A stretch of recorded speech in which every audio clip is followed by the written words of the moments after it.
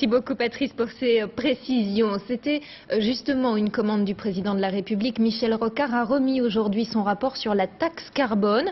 Le système se veut dissuasif. Les ménages pollueurs devraient payer en moyenne 160 € par an. Mais cette somme devrait être intégralement redistribuée. C'est en tout cas ce qu'a promis le gouvernement. Jeanne Samac, les Kedrich.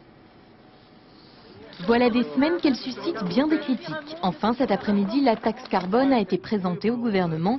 Michel Rocard a remis son rapport à Jean-Louis Borloo et Christine Lagarde. Tous sont tenus à communiquer sur le sujet qui fâche, les compensations dont devraient bénéficier les ménages et les entreprises. Au final, la taxe carbone, oui, mais avec certaines conditions.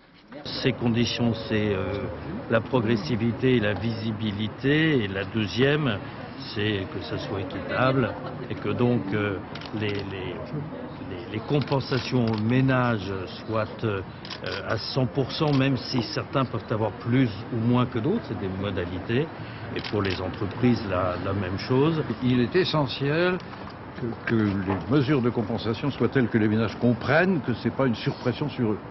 Car telle qu'elle est pour le moment élaborée, la taxe carbone, appelée aussi contribution climat-énergie, devrait coûter en moyenne aux Français 160 € par an.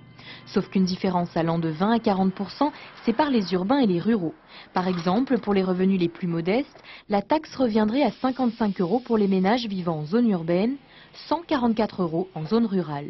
Une inégalité de fait qui s'explique par des modes de consommation et de vie différents. Le chauffage au fioul est beaucoup plus répandu en zone rurale. Donc effectivement, la contribution climat-énergie sera plus importante pour le chauffage au fioul que pour le chauffage électrique. Et deuxièmement, en zone rurale, les déplacements sont plus importants. C'est désormais au gouvernement de définir les modalités d'application de l'impôt et de son principe de compensation.